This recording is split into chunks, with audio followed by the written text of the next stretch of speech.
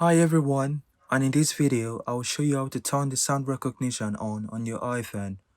We start by going to settings, scroll down and tap accessibility, scroll down and tap sound recognition, and tap the sound recognition, you turn that on, tap sounds and select the sound you'd like to turn on. So I'm going to turn the water running on, and as you can see there's a pop-up which says "Hey Siri is not available while using sound recognition."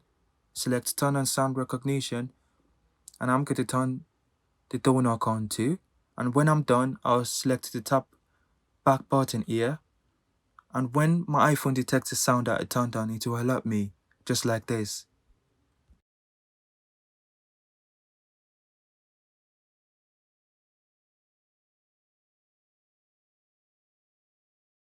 Please like and subscribe for more content. Thank you. Bye.